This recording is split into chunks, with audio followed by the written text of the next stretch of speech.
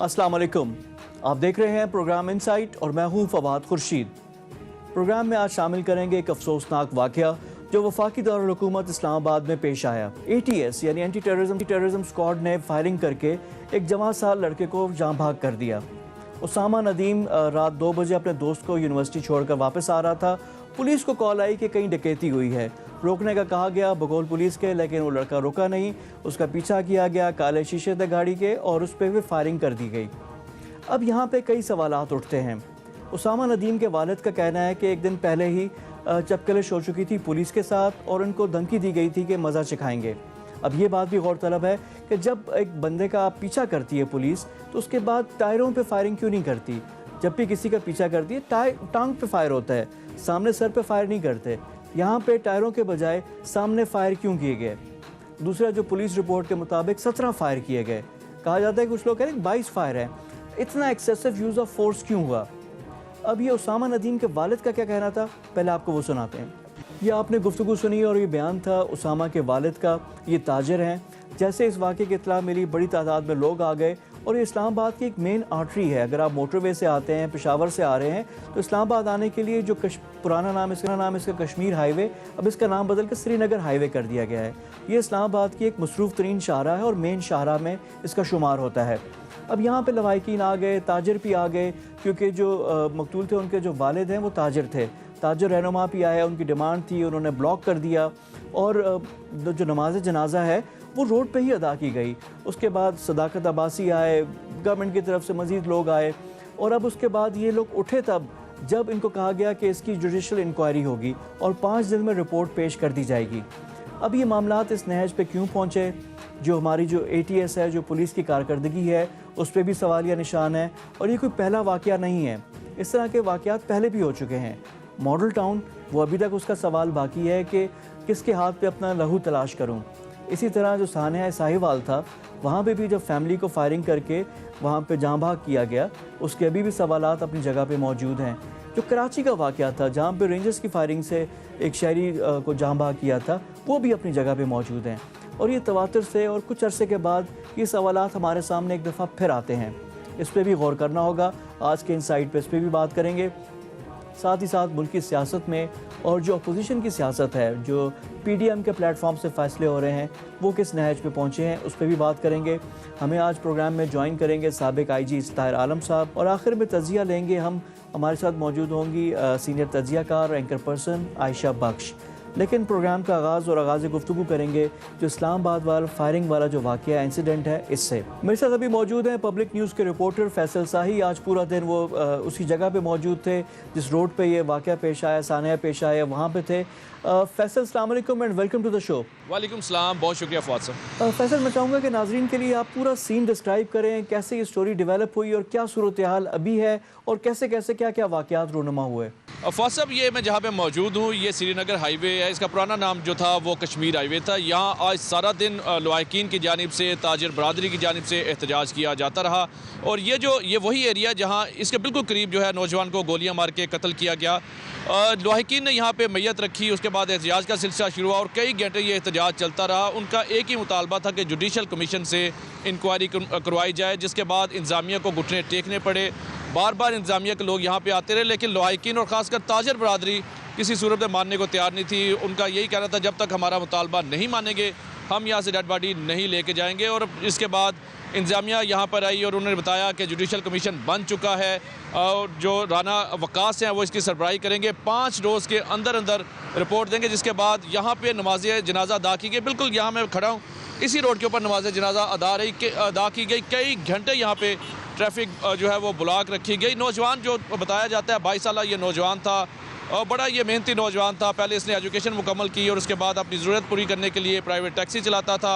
रात 2 बजे भी अपने एक दोस्त को ड्रॉप करने गया करके वापस आ रहा था जब उस पर पुलिस ने फायरिंग की। सवालात है, बड़ी इंपॉर्टेंट चीज़ें हैं जिस पे आपने बात भी कर रहे हैं, गुफ्तगू भी कर रहे हैं और आपके हम देख भी सकते हैं कि बड़ी मसरूफ़ शाहरा है। इस्लामाबाद की मेन शाहराओं में से एक ये इशारा है। अब इसको ब्लॉक भी किया गया, अभी ट्रैफिक रवां दवा है। अब जुडिशल इंक्वायरी आएगी तो मामलात मज़ीद वाज़ेह होंगे। बहुत शुक्रिया आपका फैसल साई। हमारे साथ मौजूद थे हमारे रिपोर्टर फैसल साई। अब इसी इशू पर गुफ्तगू करने के लिए हमें ज्वाइन करेंगे साबिक IG इस्लामाबाद ताहिर आलम खान साहब, उनसे हम गुफ्तगू करेंगे। ताहिर साहब, अस्सलाम वालेकुम and welcome to the show. Thank you very much Fawad. Tahir साहब, ये वाक़या ने एक दफ़ा फिर अफसरदा कर दिया और ये तवातुर के साथ ही आ रहे हैं। ये ना कोई पहला वाक़या है, इससे पहले भी जो हुए हैं कि रेंजर्स की फायरिंग से जो कराची में इंसिडेंट था, अभी तक कलेक्टिव मेमोरी में कौम के मौजूद है। सानिया साहिवाल, वहाँ पे भी कुछ इस तरह ही हुआ था। अब ये इस्लामाबाद यानी कैपिटल में ये वाक़या हुआ है, इसकी वजह क्या है? क्या ये पेशा वराना महारत की कमी है, ट्रेनिंग का फुकदान है? What are the reasons sir? मेरा ख्याल है कि इब्तदाई ट्रेनिंग में डेफिनेटली ये पढ़ाया जाता है कि किस मौके पर आपने फोर्स यूज करनी है या किस मौके पर आपने फायरिंग करनी है, लेकिन हमारे जवान और अफसर भी भूल जाते हैं। हमें जो सेल्फ डिफेंस या प्राइवेट डिफेंस जो है उसके मुतालिक गाहे बगाहे ऑन जॉब भी ट्रेनिंग देते रहना चाहिए कि पुलिस को कब ये हक हासिल है कि वो फायरिंग कर दे। लोग पुलिस से डरते हैं, भाग जाते हैं, वो पुलिस के काबू नहीं आना चाहते। इस केस में भी 7 मिनट तक वो मरहूम लड़का जो है उसने ड्राइविंग अपनी जारी रखी, इसके बावजूद कि पुलिस उसे चेज कर रही थी, रोकने की कोशिश कर रही थी, वो नहीं रुका। उसकी मुख्तलिफ वजूहात हो सकती हैं। 1986-87 में मैं इंचार्ज था लाहौर के सेंट्रलाइज पेट्रोलिंग सिस्टम का, तो मेरी एक गाड़ी ने रात के वक्त 2-3 बजे एक सुजुकी कार को रोका जो नहीं रुकी। उसके बाद सारे शहर की गाड़ियां उसके पीछे लग गई, जगह जगह उसे रोका जाता था, वो उधर से निकल जाता था। तो कोई घंटा 1.5 घंटा वो लाहौर की सड़कों पर पुलिस को तंग करता रहा और वो कहीं भी नहीं रुका। अल्टीमेटली एक जवान ने उसको हिट किया, गोली मार दी और वो मर गया। जब उसकी तलाशी ली गई तो उसके पास से हेरोइन की एक छोटी सी मिकदार यानी पूड़ी थी, एक छोटी सी। अब मैं सोचता हूँ कि वो पूड़ी को फेंक सकता था और फेंक कर अब रुक सकता था, लेकिन वो नहीं रुका। मेरा ख्याल है कि उसके जहन में ये था कि अगर ये पूड़ी मैंने फेंक दी तो फिर मेरी रात कैसे गुजरेगी, मैं किस तरह से अपना नशा करूंगा। लेकिन ताहिर साहब यार देखिए, लेकिन मैं इस वाक्य में नहीं कहता कि वो लड़का बेचारा जो है। सर मेरा पॉइंट इस पे है कि आप टायर्स पे हिट करते हैं, गाड़ी को रोकने की कोशिश करते, लेकिन ये जो फ्रंट पे गोली शीशों पे लगी, जिस तरह के शवाहिद आए हैं और इतना यानी एक्सेसिव फोर्स कि 1-2 गोलियां नहीं है, यहाँ पे 17 से 22 गोलियों की तादाद बताई जा रही है। Excessive use of force, trigger happy, और ये कि देखिए किसी को टांग पे भी आप गोली मार सकते हैं और सर पे मारना बड़ा फर्क है। ये क्यों किया पुलिस ने? मेरा ख्याल है अव्वल तो ये क्लियर कर लेंगे, मैं इस लड़के के मुतालिक ऐसी बात नहीं कर रहा। हो सकता है वो पुलिस से वैसे डरता हो और वो डर की वजह से कि पुलिस मुझे तंग करेगी वो भाग रहा हो, वो सोच रहा हो कि मैं काबू ना हूं। तो अब बात जो आपने की है कि हमें इतनी गोलियां चला देना, एक्चुअली जो सेल्फ डिफेंस का राइट है वो तो कहता है कि अगर कोई आप पर हमला करे तो फिर आप उसका जवाब दे सकते हैं, या कोई पिस्तौल तानता है तो फिर आप उस पर फायरिंग कर सकते हैं। अगर कोई भाग रहा है, बेशक वो बड़े से बड़ा मुजरिम क्यों नहीं है, आप उसका पीछा करें और जब तक आप पीछा कर सकते हैं करते रहें। अगर भाग गया तो फिर भी कोई बात नहीं, पकड़ा जाएगा। आप फोर्स सिर्फ उस वक्त यूज करेंगे जब वो आप पर या किसी दूसरे शख्स पर आपके सामने हमला कर रहा हो। ये बात हमें पुलिस वालों के जहन में बहुत अच्छी तरह डालनी होगी, बार बार डालनी होगी। नए लड़के हैं, वो समझते नहीं, वो समझते हैं कि बस एक बंदा भाग रहा है, वो रुक नहीं रहा। ताहिर साहब बड़ी इज्जत के साथ मैं एक सवाल मैं करना चाह रहा हूँ कि इसमें सज़ा और जज़ा का जो तस्वुर है ना, वो जब तक नहीं आएगा तब तक नहीं होगा। अब ये जो पर्चा इनके खिलाफ हो गया है, जो भी वहाँ पे जवान थे जिन्होंने ये फायरिंग की, ये सब को हुआ, अब इसका होगा क्या? इससे पहले मॉडल टाउन में भी पुलिस की ही फायरिंग से लोग जहाँ शहीद हुए थे, वहाँ पे उनका क्या हुआ? साहिवाल वालों पे भी फायरिंग से हुए, उनका क्या हुआ? और इसका क्या होगा इस केस का? देखें, इस केस में जितने मुलाजिम हैं, जिन जिन के नाम FIR में लिखाए गए, वो तमाम गिरफ्तार हैं मेरी इत्तला के मुताबिक। उन पर 302 का मुकदमा दर्ज हो चुका है। अब ये 302 जो है काबिल राजीनामा है।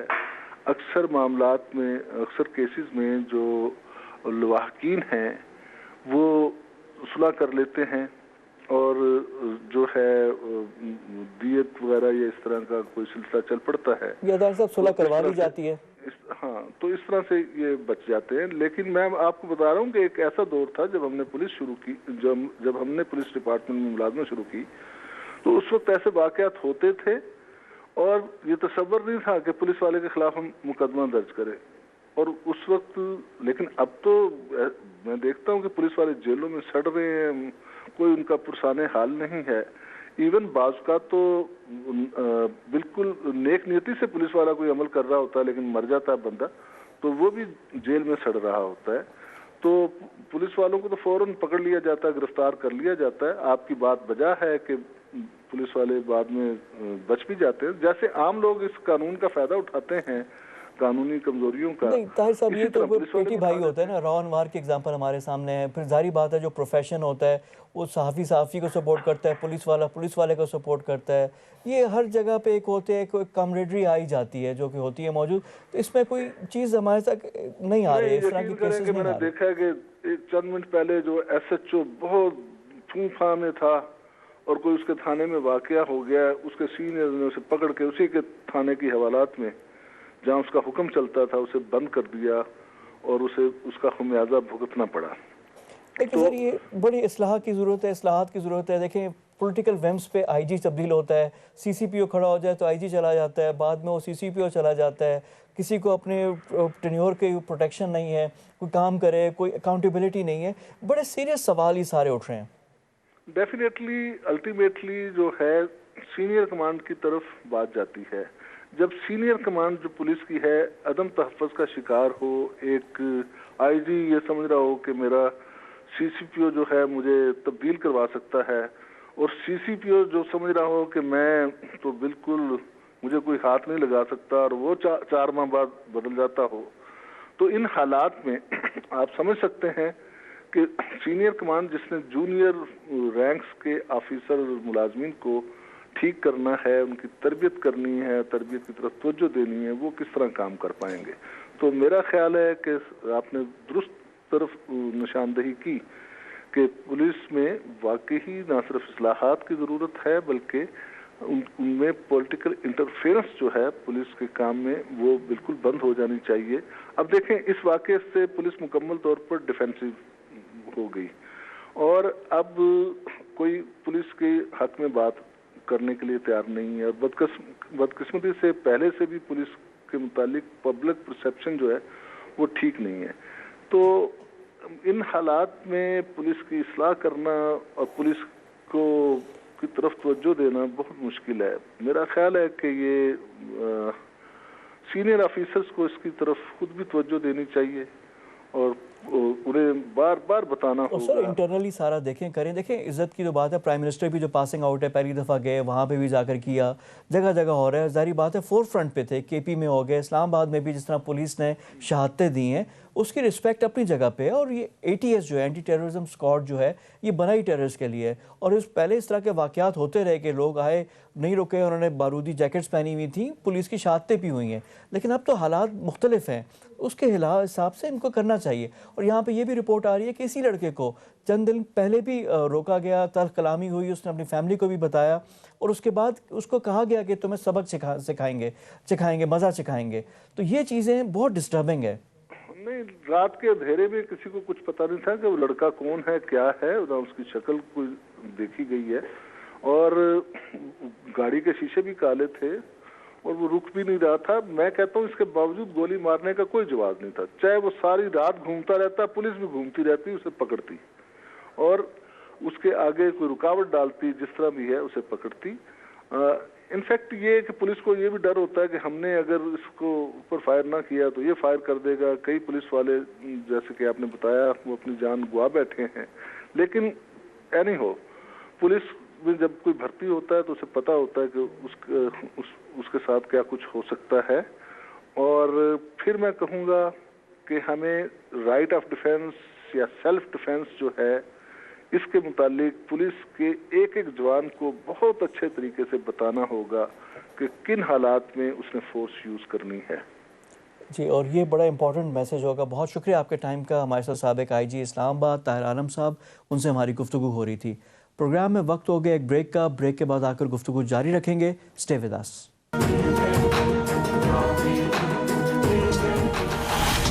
بریک کے بعد پروگرام میں دوبارہ خوش آمدید. अब प्रोग्राम में हमारे साथ शामिल होंगे इजहारुल हक साहब, सीनियर कॉलमिस्ट हैं, तज्जिया कार हैं, उनसे हम बात करेंगे। इजहार साहब, अस्सलाम वालेकुम and welcome to the show. वालेकुम सलाम फवाद साहब शुक्रिया। इजहार साहब, ये जो वाक़या आज इस्लामाबाद में हुआ है, ये कंटिन्यूटी ऑफ एक जो मिसफॉर्चून है वो चीज़ें हो रही हैं।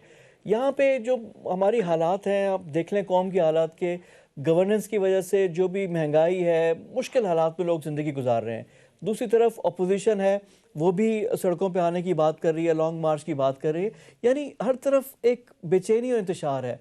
और ऊपर से इस तरह के जब वाक़यात होते हैं तो बिल्कुल ही कौम का जो जज्बा है, जो उसमें आप कह लें कि रहने में जो तकलीफ़ है वो बढ़ जाती है। अब क्या किया जाए और इस तरह के वाक़यात का सद्भाव क्या कैसे करें? फवाद साहब, इसका सद्भाव तो एक ही लफ्ज़ है, कानून की हुकूमत। लेकिन ये एक लफ्ज़ जो है ये कई किताबों और कई तशरीहात का मोहताज है। उसकी वजह यह है कि वो जो फैज़ साहब ने कहा था ना, ये खून खाक नशीना था, रिज़्क़ खाक हुआ, न मुद्दई न शहादत, हिसाब पाक हुआ। तो ये हमारे जो पुलिस वाले हैं इनकी कई किस्में हैं, कोई डॉल्फिन वाले हैं, कोई एलीट हैं, कोई क्या हैं। तो आपको याद है ना कि साहिवाल में क्या हुआ था।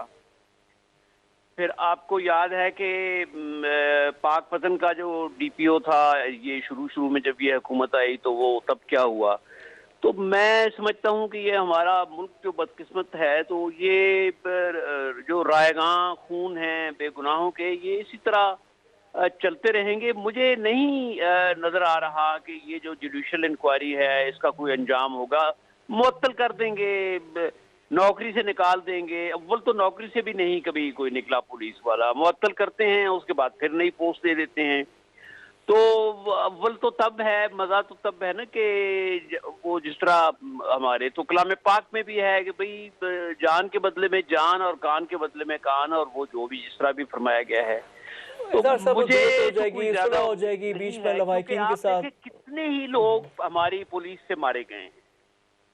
अच्छा, लेकिन इसका इजहार साहब दूसरा पहलू भी है कि जी पुलिस फोर्स को इतना भी डीमोरलाइज ना किया जाए कि वो आगे अपनी जिम्मेदारियां ना अदा करे, चीज़ें ना करे। It's a very fine balance कि जज़ा और सज़ा का भी होना चाहिए, और ये जो एक्टिंग इन गुड फेथ है इसको भी डिफाइन करना होगा कि जी सही नीयत से मैं काम कर रहा था। ये आपने एक बड़ा अच्छा पॉइंट निकाला। मैं आपकी खिदमत में अर्ज करूं कि पिछले 70 साल से हमारी पुलिस और हमारे आले इक़्तिदार के दरमियान एक अनरिटन मुआहिदा है।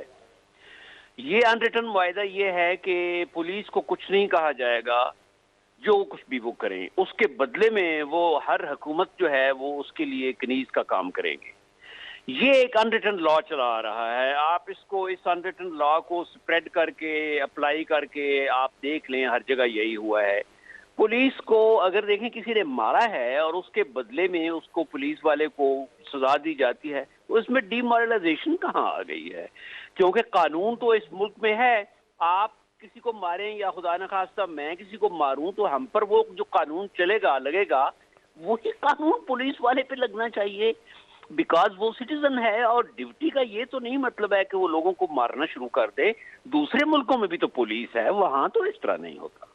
सर अमेरिका की मिसाल है, ये मेरी अमेरिका बात का आप याद वो जो रखें, जॉर्ज फ्लाइड वाला वाकया है सर, बड़ी बात, जब इस मुल्क में पहला पुलिस वाला कत्ल के बदले में फांसी की सजा पाएगा तो ये सिलसिला रुकेगा, अदरवाइज ये सिलसिला अमेरिका की मैं एग्जांपल ले रहा हूँ। वहाँ पे भी जो अभी जो ब्लैक लाइव्स मैटर पूरी मूवमेंट शुरू हुई है, वो पुलिस ब्रुटैलिटी से स्टार्ट हुई है ना। वहाँ पे भी इस तरह के वाकयात तो हैं। पुलिस और जहाँ पे स्याह फामों और पुलिस के दरमियान जो चीज़ें हैं वो तो ज़बान ज़दे आम है, और वहाँ पे इतनी वीडियोज़ हैं, पूरी चीज़ें भरी हुई है। बिल्कुल, हमारे यहाँ तो हम पूरे स्याफाम है ना, वो तो एक चंद लोग हैं स्याफाम वाइट्स के मुकाबले में, लेकिन हम तो सारी कौम ही स्याफाम है पुलिस के मुकाबले में।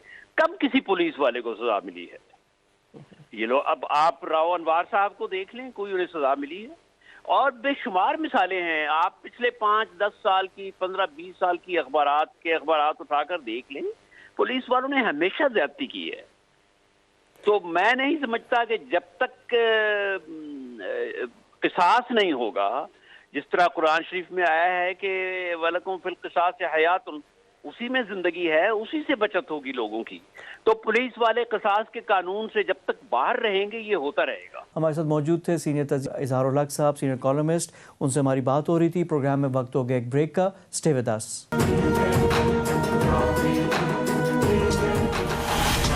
بریک کے بعد پروگرام میں دوبارہ خوش آمدید. اب ہمیں پروگرام میں جوائن کریں گی عائشہ بگ صاحبہ, سینئر اینکر پرسن ہیں, تجزیہ کار ہیں, اپنا پروگرام بھی کرتی ہیں. آج ہم سے کوئی اپوزیشن کی سیاست بارے گفتگو کریں گے. عائشہ السلام علیکم اینڈ ویلکم ٹو دا شو. وعلیکم السلام, بہت شکریہ فواد صاحب آپ کا. عائشہ, ٹو بگن ود یہ اپوزیشن کی ہم نے بات کرنی ہے کہ حکومت کا چلیں جو بھی پرفارمنس ہے, چیز ہے, وہ تو ہے اپوزیشن نے ٹف ٹائم دینا تھا. اپوزیشن استعفے لینے گئی, پھر اپنے استعفوں کی بات آئی, اب وہ بھی نہیں دے رہی. تو اپوزیشن کہاں پہ غلط کیا اپوزیشن نے, اور کہاں پہ کھڑی ہے اپوزیشن, اور یہاں سے کیا کچھ حاصل کر سکے گی؟ فواد صاحب, میرا خیال سے غلط کہاں کیا تو نہیں, حکمت عملی پر بات ضرور کی جا سکتی ہے, کیونکہ سیاست میں ہمارے ہاں کبھی بھی کچھ بھی ہو سکتا ہے. کیا ٹائم فریم کو باندھا نہیں گیا تھا کہ کب تک ہم مومنٹم بنا سکیں گے, کیونکہ سینٹ کا انتخاب ایسا انتخاب نہیں ہے کہ کوئی سڈنلی سیٹ خالی ہو گئی اور یہ انتخاب ہونا ہے, جس کے باعث جو ہم دیکھ رہے ہیں 15-20 دن سے اپوزیشن کے درمیان سمجھ اپوزیشن کی تینوں زیادہ جماعتیں ہیں 10, مگر 3 جو ہیں وہ مین جماعتیں جن کو فیصلہ سازی نظر آ رہی ہے, جس کے پیچھے باقی سب کھڑے ہو رہے ہیں. سو کہا یہ گیا, بتایا یہ گیا کہ نومبر دسمبر تک 2.5-3 ماہ میں ہم وہ مومنٹم بنا لیں گے, جس کے بعد تحریک اپنی اگلی منزل یعنی کہ لانگ مارچ کی طرف یا سڑکوں پر لوگوں کو نکالیں گے اور استعفے اس کا الٹیمیٹ ہوں گے. لیکن جو ہم 15-20 دن سے دیکھ رہے ہیں, بلکہ شاید اس سے زیادہ ہی, کیونکہ پیپلز پارٹی کو پتا تھا کہ ان کو سینٹ کی طرف تو جانا ہی جانا ہے. پیپلز پارٹی 84-85 سے اس پوائنٹ کے ساتھ کھڑی ہے کہ کبھی بھی کنٹیسٹنگ الیکشنز کو نہیں چھوڑنا ہے, کیونکہ اس کا وہ خمیازہ بھگت چکے زیادہ دور میں. پیپلز پارٹی کا یہ پوائنٹ, اور اسی بات پر 2008 کے انتخاب میں زرداری صاحب نے نواز شریف کو بھی منایا تھا جب اے پی ڈی ایم اے تھا, جس کے بعد وہ اے پی ڈی ایم اے ختم ہو گیا تھا. نتیجہ یہ ہے اس وقت کہ وہ حکمت عملی کو وہ اسیس نہیں کر سکے, جان کر لنگر آن کیا گیا, یعنی کہ پھیلایا گیا, جلسوں کو لمبے عرصے تک لے کے گئے.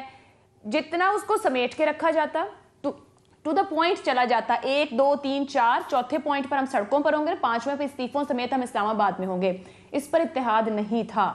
مطلب کہ سب کے اپنے اپنے مفاد, اور یہ میرا پہلے دن سے رائے تھی کہ یہ جڑ کر چلنا ہی نتیجہ دے سکتا ہے اس اتحاد کو. ادروائز جب مفادات پہ جائیں گے تو پیپلز پارٹی کے سٹیک سسٹم میں ڈیفرنٹ ہیں, نون لیگ کے پھر اس کے بعد آتے ہیں, اور مولانا صاحب کی سٹیک نہیں ہے سسٹم کے اندر, وہ سسٹم سے بالکل باہر ہیں. اگر وہ سسٹم کا حصہ ہوتے ہیں تو ظاہری بات ہے وہ ایسے کسی اتحاد کا, اس جمہوریت کا پرچار نہ ہو رہا ہوتا جس کی چاہے اپوزیشن اتحاد کو ہے. یہ اپوزیشن اتحاد وہ نہ مانگ رہا ہوتا, کیونکہ یہ خود کہیں نہ کہیں اس جگہ پر رہے جس جگہ پر آج پاکستان تحریک انصاف موجود ہے. اسٹریٹجی کمزور رہی جو اب نظر آتا ہے. اسٹریٹجی کی تو آپ نے بات کی, لیکن آپ نے فیصلہ سازی والی بات کی. جو فیصلہ سازی کا فقدان ہے, اس کی بنیادی وجہ کیا ہے؟ کیا ہر کسی کے اپنے مفاد زیادہ ان کو وسیع تھے, اپنی پارٹی زیادہ تھی اس مومنٹ کے بجائے؟ یہ فیصلہ سازی کا فقدان کیوں ہوا؟ ایگزیکٹلی یہی پوائنٹ ہے, کیونکہ اجتماعی مفاد کو فوکس نہیں کیا گیا ہے. آپ کو سیکریفائز کرنے پڑتے ہیں فار دا, جسے کہیں نا بڑی چیز کو اچیو کرنے کے لیے. آپ کو جمہوریت چاہیے ہے یا آپ کو حکومت چاہیے ہے؟ آپ کا اجتماعی مفاد بڑا ہے یا آپ کو ذاتی مفاد کو فوکس کرنا ہے؟ تو یہاں نظر یہ آتا ہے پیپلز پارٹی ایز پیپلز پارٹی ان کسی پہلے ڈیسیژن لے گی, پھر وہ وہاں رکھیں گے. میں نے کل پوچھا, پیپلز پارٹی کے رہنما ہمارے ساتھ تھے, کہ اگر ڈیسائیڈ ہوتا ہے اتحاد کے اندر مولانا صاحب فیصلہ دے دیں جو سی ای سی ڈیسائیڈ کرتی ہے اس سے مختلف, تو کیا آپ لوگ استعفے دیں گے؟ وہ کہتے ہیں نہیں, ہم واپس پھر اپنی سی ای سی کے پاس جائیں گے. مطلب ہے پیپلز پارٹی نے اپنا ڈیسیژن لے لیا تھا جو کہ نظر آ رہا تھا. نون لیگ کنفیوز تھی, اور آخرکار نون لیگ کو بھی کہیں نہ کہیں پیپلز پارٹی زرداری صاحب منا چکے تھے. مولانا کو الٹیمیٹ وہاں آنا تھا کہ جی کیوں یہ چیزیں ہم یا سیٹیں خالی چھوڑیں, تو یہ پہلے کیوں نہیں سوچا گیا؟ مطلب بات وہیں آ رہی ہے جو میں کہہ رہی ہوں کہ آپ نے پھیلایا اتنا زیادہ, آپ ٹو دا پوائنٹ نہیں گئے کہ یہ ہمارے پاس ہوں گے. مطلب اتنے سینئر سب بیٹھے ہوئے ہیں, زرداری صاحب مفاہمت کے گرو ہیں. What I believe Peoples Party اس کے اندر رہتے ہوئے, پی ڈی ایم کے اندر رہتے ہوئے, یہاں پر سے دباؤ بڑھاتے ہوئے گین وہاں پر کرے گی پیپلز پارٹی. پیپلز پارٹی ان کے ساتھ ہے, موجود رہے گی.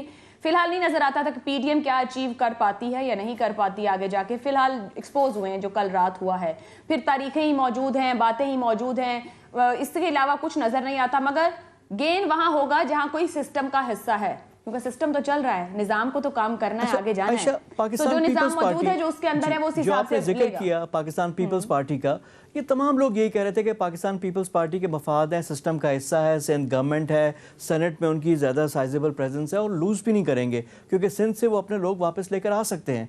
जो लूज़ करेगा सेनेट से मुस्लिम लीग नवाज़ है बिगेस्ट, जिसका नुकसान होगा वहाँ से। मौलाना सिस्टम का हिस्सा आपने ख़ुद कहा कि नहीं थे, और वो शुरू से ही, वो तो असम्बलियों में बैठने के हक़ में नहीं थे, लेकिन ज़रदारी साहब वहाँ पे भी आकर बैठ गए, किया।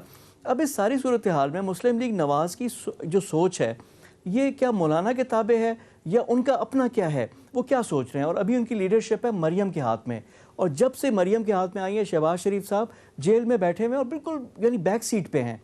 तो इसको आप कैसे, मुस्लिम लीग नवाज़ के स्टैंड को कैसे आप एवेल्युएट करती हैं?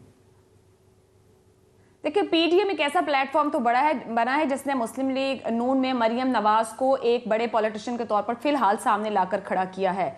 वो आगे रिजल्ट में कहाँ होगा, ये टू अर्ली होगा इस पे कुछ कहना। खुद मुस्लिम लीग नून कंफ्यूज है इस पूरी सूरत हाल में कि क़यादत किसके पास है, फैसला साजी कहाँ हो रही है, किसके नीचे ज़्यादा चला जा रहा है। ये कहीं ना कहीं गलती हुई जब शहबाज शरीफ साहब को अंदर किया गया है, क्यों किया गया है। और मुस्लिम लीग नून का जो कन्फ्यूजन है वो दोनों सूरतों में। आपको 2019 में याद होगा जब मौलाना साहब इस्लामाबाद धरना लेकर गए थे, उस वक्त भी, फिर उसके बाद चंद ही दिन के अंदर उस धरने के साथ साथ मियां नवाज शरीफ साहब को भी बाहर जाने का मामलात आसान हो गए थे, जो कि आसान नहीं थे। तो मौलाना ने जो कुछ किया उसके बेनिफिशरी नवाज शरीफ साहब बने थे। अब फिर मौलाना साहब इस पर खफा भी बहुत रहे और वो यकीन भी नहीं करना चाहते थे। एक 26 निकाती करारदाद या मुआहिदा भी हुआ अब की बार, लेकिन आप देखें उन 26 निकात में से अब तक कुछ नहीं मिला, ना निकला है। मुस्लिम लीग नून कहाँ खड़ी है? मुस्लिम लीग एक कंफ्यूज स्टेट में है, लेकिन पॉजिटिव ये नून लीग के लिए जो बेहतर तौर पर जाता है कि नून लीग इंटैक्ट है। जितनी कोशिश की गई है कि नून लीग के अंदर से मीम निकले या शीन निकले, लेकिन फिलहाल नून लीग नवाज शरीफ के नीचे इंटैक्ट है। मीम और शीन क्या निकालेंगे ये अभी तक कुछ बना ही नहीं है, तो इसके ऊपर तो कुछ कहना कबल अज़ वक्त होगा। अच्छा, ये जो आपने कहा इंटैक्ट है, तो इसकी वजह क्या है? अभी तक क्यों इंटैक्ट है? अभी तक क्यों, क्या कोई कोशिश नहीं की गई या कोशिश की गई है लेकिन वो लोग वेट एंड सी की पॉलिसी कर रहे हैं? और प्लस एक इंसिडेंस हुआ है कि इसमें थोड़ी सी आप दरार कह लें, 3-4 लोग तो पहले से नाराज़ थे, 5-6 थे, शरपुरी साहब का भी हम लोग देखते रहे, करते रहे, लेकिन ये इस्तीफ़ों वाली बात थी और मरियम ने बबांग दोहल कहा था कि जी इस्तीफ़े दें और मेरे शेर। अब वो जो शेर है उसमें घर वाली बात भी है, जो उनके शोहरे नामदार हैं कैप्टन सफदर, उनके बड़े भाई MNA थे और वो उन्होंने भी इस्तीफ़ा नहीं दिया। मुर्तज़ा अब्बासी साहब थे, उन्होंने भी नहीं इस्तीफ़ा दिया। तो ये व्हाट हैपेंड, ये हुआ क्या? देखिए फवाद साहब, जमात में से कोई बड़ा स्टेचर का लीडर निकले और उसके पीछे लोग खड़े हों तो कहीं कुछ बनता है। हमारे सामने हालिया तारीख में भी, और इससे अगर हम पीछे भी चले जाए माजी में भी, जब जमातों में से बहुत सीनियर लोग भी निकले हैं तो फिर उनका पॉलिटिकल करियर दिखाई नहीं दिया, वो फ्लरिश नहीं कर सके सियासत के अंदर जब उनको कुछ टाइम किसी एक जमात या नजरिए के साथ गुजर जाता है। हमारे सामने जावेद हाशमी साहब, चौधरी निसार अली खान नून लीग से इंटैक्ट रहने की वजह ये भी है, और ये भी वजह मुमकिन तौर पर हो सकती है कि लोग जाएंगे कहाँ। मतलब इस इतना ज़्यादा वाइब्रेंट मीडिया, डिजिटल मीडिया के अंदर क्या स्पेस मौजूद है कि आप यहाँ से निकल के कहाँ खड़े हो जाएंगे और फिर अपने आप को जस्टिफाई कैसे करेंगे? अगर मौजूदा हुकूमत के साथ किसी तौर मिलने की कोशिश की जाए तो खुद हमें नज़र आ रहा है 2.5 साल में वो हुकूमत अपनी कही गई बातों पर, दो नहीं एक पाकिस्तान, 100 तरह के नज़रियात, बातें, गुफ्तगू, उनके अपने इलेक्टेड लोगों को अपने हलकों में अपने आप को जस्टिफाई करना मुश्किल हो रहा है। तो नून लीग छोड़कर जाने वाला करेगा तो करेगा क्या? उसके पास कोई स्पेस नहीं है फिलहाल कि वो कहाँ जाकर खड़ा हो जाएगा, और जब खड़ा हो जाएगा तो उतनी स्टेचर के साथ मौजूद होगा और उसके हल्के के लोग उसको उसी स्टेचर के साथ ओन कर रहे होंगे, मे बी उसकी पॉलिटिक्स खत्म हो जाए। सो कंफ्यूजन है यहाँ पर भी कि निकलूंगा तो कहीं होगा भी या नहीं होगा। आपने मरियम की और इस्तीफों की बात की है। मरियम नवाज अभी सियासत सीख रही हैं, उनकी सियासत का आगाज है, वहाँ पे एक जज्बातियत या इमोशनल फैक्टर नजर आता है। वो आगे बढ़कर कोई भी नारा, एक बहुत बड़ा बयान, बहुत बड़ी बात जरूर कह जाती हैं, और इसके ऊपर हमने देखा भी कि पीडीएम के अंदर से भी मौलाना साहब ने भी खफगी का इजहार किया कि उनकी तरफ से ऐलानात होने चाहिए। मरियम ने मीडिया पर बहुत से ऐलानात वक्त से पहले भी कर दिए।